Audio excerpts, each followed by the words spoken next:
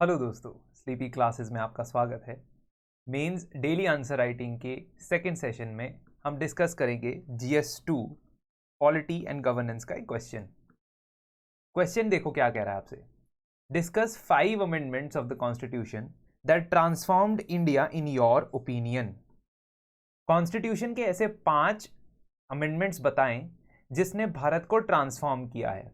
इस तरीके के थीम बेस्ड क्वेश्चंस खासकर तब बहुत ज़्यादा प्रोमिनेंट हो सकते हैं जब 75 ईयर्स ऑफ इंडिपेंडेंस जैसा कोई लैंडमार्क हम अचीव कर चुके हैं। तो आपको इस तरीके से सोचना होगा, थोड़ा सा मैक्रो लेवल का क्वेश्चन आपको पूछा जा सकता है। जनरली हम काफ़ी स्पेसिफिक क्वेश्चन देखते हैं, रीसेंट जजमेंट्स के ऊपर क्वेश्चन देखते हैं GS2 के अंदर, डॉक्ट्रिन्स के ऊपर क्वेश्चन देखते हैं, फिर करंट अफेयर्स के ऊपर बेस्ड क्वेश्चन देखते हैं। लेकिन कभी कभी ना macro level evolution, macro level आपसे एनालिसिस मांगा जा सकता है। अब इस तरीके के सवाल के दोनों टाइप्स 150 वर्ड्स 250 वर्ड्स के लिए देखो 5 अमेंडमेंट आपसे पूछे हैं। आपके पास एक फ्रेमवर्क, एक स्ट्रक्चर कैसे बनता है जब आप कंटेंट, असेसमेंट, कीवर्ड्स और एग्जीक्यूशन ये चारों चीजें करते हो। तो कंटेंट के लिए देखो भाई, इसमें तो आपको मेजर कॉन्स्टिट्यूशनल अमेंडमेंट्स की डिटेल पता होनी पड़ेगी। जितने भी आप पॉलिटी एंड गवर्नेंस के अंदर जो भी इंपॉर्टेंट कॉन्स्टिट्यूशनल अमेंडमेंट्स पढ़ते हो उसकी इंफॉर्मेशन आपको होनी अनिवार्य है, जरूरी है। तभी आप जज कर पाओगे कि कौन सी ट्रांसफॉर्मेटिव थी और कौन सी बस ऐसे ही थी, है ना। कुछ अमेंडमेंट्स तो बस कुछ क्लैरिफिकेशन करने के लिए भी हो सकती है। तो आपके ओपिनियन में है तो ये सारा का सारा जरूरी नहीं कि सेम आंसर हो जैसा मैं आपको बताऊंगा, लेकिन आपको सोचना किस तरीके से है। आप सबसे पहले आंसर का कंटेंट मींस आंसर के लिए आपको कम से कम 50 से 60 जो अमेंडमेंट्स हमें पढ़नी होती है 105 में से काम की 50 के करीब होती हैं, ठीक है। दैट ऑल्सो मैं बहुत ज़्यादा लिबरल हो रहा हूँ, 50 होती है, वैसे तो 25 से 30 ही काम की होती हैं, जिसको हम कहते हैं कि हाँ we must know about this. अब 105 बार जब अमेंड हो चुका है संविधान, उसमें से 5 ऐसी अमेंडमेंट्स ढूंढनी है जो ट्रांसफॉर्मेटिव रही हैं। शुरू कैसे करोगे इस क्वेश्चन को? देखो, किसी भी क्वेश्चन को शुरू करने के लिए आपके पास 4-5 तरीके होते हैं, है ना। जितना आप लिमिट करोगे ना अपने स्कोप को, सही बता रहा हूं, उतना बेहतर होगा आपकी तैयारी। जितना आप ओपन रखोगे कि ये भी कर सकते हैं वो भी कर सकते हैं, उतना फिर आप डाइग्रेस होते जाओगे। अगर आपने किसी क्वेश्चन को शुरू करना है, और ये during the course of our answer writing will keep on discussing, आप डेफिनेशन से शुरू कर सकते हो, जो चीज पूछी है उसकी डेफिनेशन दे दो। दूसरा, आप डेटा से शुरू कर सकते हो, किसी भी क्वेश्चन से रिलेटेड पर्टेनिंग डेटा जो है उससे आप स्टार्ट कर सकते हो। आप स्पेशली एथिक्स के क्वेश्चन में कोटेशन भी लिख सकते हो, कोट्स भी लिख सकते हो, स्टेटमेंट लिख सकते हो, प्राइम मिनिस्टर ने स्टेटमेंट दी, प्रेसिडेंट ने स्टेटमेंट दी। आप रीसेंट पास्ट में जो उसके रिलेटेड इवेंट है, रीसेंट करंट इवेंट है, उसको मेंशन कर सकते हो। आप कॉन्स्टिट्यूशनल आर्टिकल मेंशन कर सकते हो, और ये आपके GS2 के लिए तो बहुत ज्यादा काम आएगा। आप और क्या कर सकते हो इसके अलावा? अगर आपके पास कोई भी इंडेक्स में इंडिया की रैंकिंग है, वो डेटा के अंदर ही मैं डाल देता हूं, वैसे किसी भी इंडेक्स में इंडिया की रैंकिंग है, किसी भी रिपोर्ट के अंदर की फाइंडिंग है, NFHS 5 हो गया, नीति आयोग की कोई इंडेक्स हो गया, उससे स्टार्ट कर सकते हो। या फाइनली जब कुछ भी ना बचे, 7वां तरीका, और 7 के अलावा ये कोई और तरीका नहीं यूज करना, आपने ज्यादा दिमाग नहीं लगाना, है ना, इसी फ्रेमवर्क के अंदर रहना है। तो कुछ भी ना बचे तो समराइज कर दो कि क्वेश्चन क्या पूछना चाहता है ना। हवाई बात, थोड़ी सी फिलोसफिकल बात कि क्वेश्चन ये पूछना चाहता है तो हम इसको ऐसे समराइज करेंगे। दैट इज लास्ट रिजॉर्ट, आखिरी रास्ता, जब कुछ भी नहीं पता है क्वेश्चन के बारे में। तो इन 7 तरीकों के अलावा आप किसी और तरीके में नहीं जाएंगे। और ये मैं इसलिए कह रहा हूं क्योंकि सोचने के लिए, पढ़ने के लिए बहुत कुछ है, तो आप इस फ्रेमवर्क को ध्यान में रख के चलेंगे। चलते हैं असेसमेंट के बारे में। क्वेश्चन स्ट्रेट फॉरवर्ड है, ज्यादा घुमा फिरा के पूछा नहीं है। 5 अमेंडमेंट बता दो जिसने भारत को ट्रांसफॉर्म किया है। उसके बाद कीवर्ड क्या है? कीवर्ड आपके आंसर में जरूरी है। आंसर में इसलिए जरूरी है क्योंकि ऐसे तो आप 5 कॉन्स्टिट्यूशनल अमेंडमेंट की लिस्ट बना सकते हो, इसमें कोई दिक्कत नहीं है। There is not a problem in that. Problem वहां आएगी जब आपको एक अच्छे से अरेंज करना पड़ेगा उस चीज को, जिसे हम कहते हैं कीवर्ड जैसे कि पॉलिटिकल एंड पॉलिसी ट्रांसफॉर्मेशन। कौन से कॉन्स्टिट्यूशनल अमेंडमेंट से पॉलिसी में, पॉलिटिकल सिस्टम में चेंजेस आए भारत के, कौन से कॉन्स्टिट्यूशनल अमेंडमेंट से सोशल चेंजेस आए, कौन से कॉन्स्टिट्यूशनल अमेंडमेंट से इकोनॉमिक चेंजेस आए, और भी डायमेंशंस अगर आप सोच सकते हो, दे सकते हो, दे दीजिए, है ना। एनवायरनमेंट वाला आप अलग से लिख दीजिए, मैं आपको अभी एक्सप्लेन करूंगा। एनवायरमेंटल भी आप कह सकते हो कि there were changes in the constitutional amendment, है ना। तो ये सब चीज़ें जो होती है ना, इन सब चीज़ों को आपने थोड़ा सा फ्रेमवर्क के तौर पे सोचना है। पहले ही सोच लोगे, एग्जाम से एक साल पहले ही थोड़ा सा ऐसे सोचने लग जाओगे, तो एग्जाम आते आते आपको वहां बैठ के ये नहीं सोचना पड़ेगा। यही है एक आंसर राइटिंग का फंडामेंटल। इंट्रोडक्शन होगा कि कॉन्स्टिट्यूशन एक लिविंग डॉक्यूमेंट है जिसको आर्टिकल 368 के द्वारा अमेंड किया जा सकता है। कॉन्स्टिट्यूशन के अंदर ही लिखा है, पार्लियामेंट के पास ये पावर होती है, और अमेंडमेंट प्रोसीजर बैलेंस है रिजिडिटी और फ्लेक्सिबिलिटी के बीच में। ये इंट्रोडक्शन में लिख सकते हो, काफ़ी अच्छी इसमें इंट्रोडक्शन हो जाएगी, ठीक है। तो ये एक तरह से हो गया कि आपको डेटा से भी स्टार्ट कर सकते हो कि 105 बार हमारा संविधान चेंज हुआ है, टाइम के साथ जैसे जैसे रिक्वायरमेंट थी वैसे चेंज हुआ है। सो डेटा से भी स्टार्ट कर सकते हो, इसमें कोई इशू नहीं है ना। इसमें लेकिन बाकी सब फ्रेमवर्क नहीं चलेंगे, रीसेंट बात बोल दी, है ना। तो रिस्ट्रिक्ट रखो अपने आप को, इसमें जो ये यूपीएससी की तैयारी है थोड़ा बहुत रिस्ट्रिक्ट रहना भी जरूरी है, बहुत ज़्यादा डाइग्रेशन आपको मिल सकती है। अब चलते हैं कि कॉन्स्टिट्यूशन को अमेंड कर सकते हैं बिल्कुल, लेकिन बेसिक स्ट्रक्चर को हम अमेंड नहीं कर सकते, ठीक है। If it is a 150 word question you can avoid this, आप इसे अवॉइड कर सकते हो all together, completely let go. अगर ये 250 शब्द का क्वेश्चन है तो एक लाइन में बता सकते हो कि बेसिक स्ट्रक्चर हमारे संविधान का नहीं बदल सकता। अब आप 5 अमेंडमेंट्स की बात करते हो, है ना, लेकिन आपको रस्सी बांध के ऐसे तो गन पॉइंट पे बोला नहीं है कि सिर्फ 5 ही अमेंडमेंट आपने लिखनी है, आप कोई और अमेंडमेंट भी मेंशन कर सकते हो, and I am telling you as a fact. But numbering में आप 5 ही अमेंडमेंट्स लिखोगे, क्योंकि आपने उसी का आंसर देना है ना जो उसने पूछा है। फॉर एग्जाम्पल, अगर मैं बात करता हूं सबसे पहला सबसे बड़ा mini constitution 42nd constitutional amendment act. अब इससे बहुत सारी चेंजेस हुई थी, है ना, काफी सारी चेंजेस हुई थी इससे, लेकिन आप वही चेंजेस लिखोगे जिसमें आपको ये लगता है कि थोड़ा सा डिफरेंस क्रिएट हुआ है। और दूसरी बात, अगर आपने इतिहास में पढ़ा है, पोस्ट इंडिपेंडेंट हिस्ट्री में या पॉलिटी में पढ़ा है, तो आपको ये जानकारी होगी कि काफ़ी सारी चेंजेस जो 42nd कॉन्स्टिट्यूशनल अमेंडमेंट एक्ट ने की थी उसको रिवर्स कर दिया था 44th कॉन्स्टिट्यूशनल अमेंडमेंट एक्ट, जो हमारा सेकंड एक्ट है, second constitutional amendment. Again I am telling you, कोई कंपल्शन नहीं है कि आपने यही लिखने हैं, ठीक है, लेकिन I think from my point of view these are very important. 3 नए वर्ड ऐड करता है, सोशलिस्ट, सेकुलर, इंटेग्रिटी। तो ये प्रियम्बल यानी कि जो आपका फेस है कॉन्स्टिट्यूशन का, उसमें इंडिया की नेचर में 2 नए एडजेक्टिव ऐड कर देता है, और ये बहुत बड़ी बात है। ऑल्दो इंडिया इससे पहले भी सोशलिस्ट और सेकुलर हुआ करती थी, बट आपके प्रियम्बल में ऐड कर दिया, जिसके बाद फंडामेंटल ड्यूटीज आपके संविधान में ऐड कर दी। तो ये सिटीजन्स और स्टेट का जो रिलेशन है, गिव एंड टेक का रिलेशन है, एस्टैब्लिश किया गया इसके द्वारा, फंडामेंटल ड्यूटीज के द्वारा। 11 फंडामेंटल ड्यूटीज है, उस टाइम पे 10 थी, अब 11 हो चुकी हैं। इसने नए directive principles of state policy add किए, तो गवर्नमेंट की पॉलिसी को डायरेक्शन दे रहा है ये।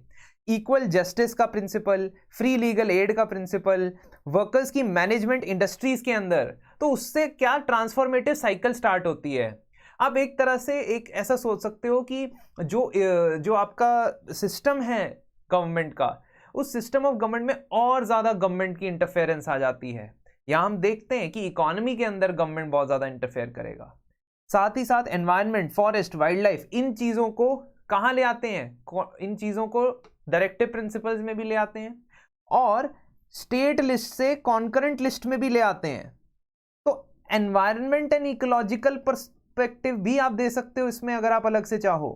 If you want you can give, है ना, अलग से लिख लो कि ये एनवायरमेंटल ट्रांसफॉर्मेशन है, हमारे माइंडसेट का ट्रांसफॉर्मेशन है कि नेशनल लेवल पे हमें कंजर्वेशन के लिए काम करना होगा। और ये चीज़ें जो होती है ना, मैटर करती हैं। हम सोचते हैं कि हाँ, हम बड़ी बड़ी चीज़ें लिख देंगे, पाकिस्तान के साथ ये हुआ या कोई बहुत बड़ा अमेंडमेंट हुआ। एनवायरनमेंट सबसे ज़रूरी है जीने के लिए, और उसको इग्नोर नहीं करना है, उस डायमेंशन को आपने लिख लेना है आंसर में, ठीक है। So it is also called mini constitution. इतना ही लिखना है, आप इतना लंबा मत लिखो, इसमें लिख देना it is also called mini constitution, बस।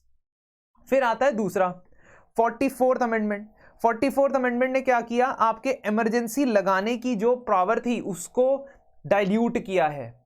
इसका मतलब ये कि इंटरनल डिस्टर्बेंस की वजह से इमरजेंसी नहीं लग सकती, आर्म्ड रिबेलियन की वजह से नेशनल इमरजेंसी लग सकती है।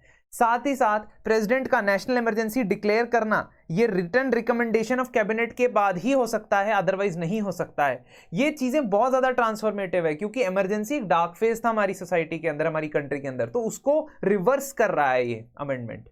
Also very important is the deletion of right to property from the list of fundamental right. तो ये कॉन्स्टिट्यूशनल एंड लीगल राइट बन गया, कॉन्स्टिट्यूशनल भी लिख सकते हो आप यहाँ पे, क्योंकि कॉन्स्टिट्यूशनल के 300A में आ गया था ये, ठीक है। ऑल्सो नेशनल इमरजेंसी वाले पार्ट में ही देख लो कि आर्टिकल 20 और 21 इन आर्टिकल्स इन के अंदर दी जाने वाली फ्रीडम को नेशनल इमरजेंसी में भी रिवोक नहीं किया जा सकता। तो ये बहुत ज्यादा इंपॉर्टेंट एक्ट माना जाता है 44th अमेंडमेंट, इसको तो आप लिखोगे ही।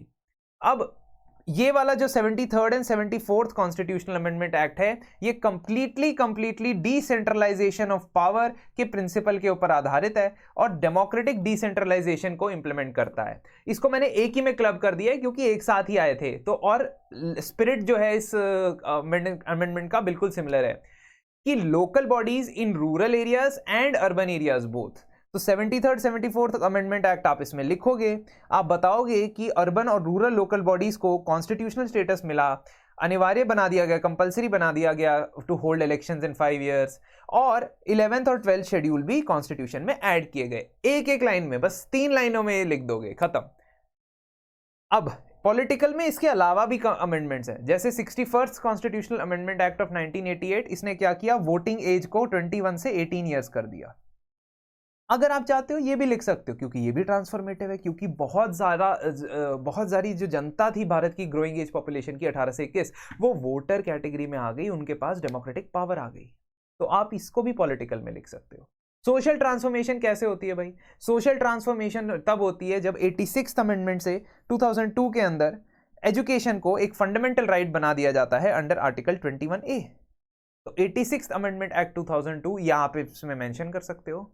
सोशल ट्रांसफॉर्मेशन, इसके अलावा आप ये कह सकते हो कि रिसेंटली जो आपका 102nd कॉन्स्टिट्यूशनल अमेंडमेंट एक्ट था regarding constitutional status to national commission for backward classes, national commission for backward classes को कॉन्स्टिट्यूशनल स्टेटस देना, आप ये भी कह सकते हो कि सोशल कमिटमेंट है ना। और भी अगर आपके पास अमेंडमेंट है सोशल ट्रांसफॉर्मेशन के अंदर, तो आप उसे सोचे और उसको एक कैटेगराइज कर दें, क्योंकि ये अभी सोचने का टाइम है, एग्जाम में जब लिखने जाओगे सोचने का टाइम नहीं होगा। तो फ्रेमवर्क के हिसाब से सोचते रहो। इकोनॉमिक ट्रांसफॉर्मेशन कैसे आती है? इकोनॉमिक ट्रांसफॉर्मेशन में आप बहुत सारे लिख सकते हो अमेंडमेंट्स, यानी कि जो 42nd अमेंडमेंट था वो इकोनॉमिक ट्रांसफॉर्मेशन में भी आ सकता है, you can write that down, but आप 5 ही लिखने हैं ना, तो आप उसको फिर रिपीट क्यों करोगे? आप लिखोगे 101st constitutional amendment, the most important for a central and state collaborative taxation regime. तो आपने क्या किया, यहाँ पे GST, goods and services tax regime लेके आए, कंकरेंट टैक्सिंग पावर्स दे दी पार्लियामेंट और स्टेट लेजिस्लेचर को जीएसटी के ऊपर, जिसके अंदर सीजीएसटी एक्ट, एसजीएसटी एक्ट लगता है। और अब फाइनली जब आपने ये लिख दिया, economic, social, political, even if you want environmental transformation, ecological transformation, then you can also say कि constitutional amendments are not the only way to transform the society or transform India. India सिर्फ constitutional amendment से transform नहीं हुआ है, India इसके अलावा कई सारे जुडिशियल प्रोनाउंसमेंट्स, जैसे अभी केशव नंदा भारती हमने ऊपर मेंशन किया था, बेसिक स्ट्रक्चर डॉक्ट्रिन का हमने मेंशन किया, हम कर सकते हैं ट्रिपल तलाक बिल, ट्रिपल तलाक की रूलिंग का हम मेंशन कर सकते हैं, NALSAR versus union of India में सेक्शन 377 की डीक्रिमिनलाइजेशन का। तो ये सारी जुडिशियल प्रोनाउंसमेंट से भी ट्रांसफॉर्मेशन होती है सोसाइटी के अंदर। सोशल मूवमेंट्स के थ्रू ट्रांसफॉर्मेशन होती है, जैसे आरटीआई एक्ट के लिए मजदूर किसान शक्ति संगठन, इसका जो सोशल मूवमेंट था उसकी वजह से आरटीआई एक्ट आया। जो आपका लोकपाल बिल था वो इंडिया अगेंस्ट करप्शन के मूवमेंट की वजह से आया, उससे भी ट्रांसफॉर्मेशन हो सकती है। या लेजिस्लेशन, लॉज बना के, कानून बना के, जैसे हिंदू सक्सेशन एक्ट या हिंदू मैरिज एक्ट में सोसाइटी के अंदर चेंजेस लाए गए।